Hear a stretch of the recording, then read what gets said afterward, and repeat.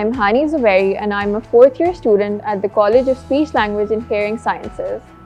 My journey as a student of speech-language pathology and audiology at Ziauddin has been incredibly enriching.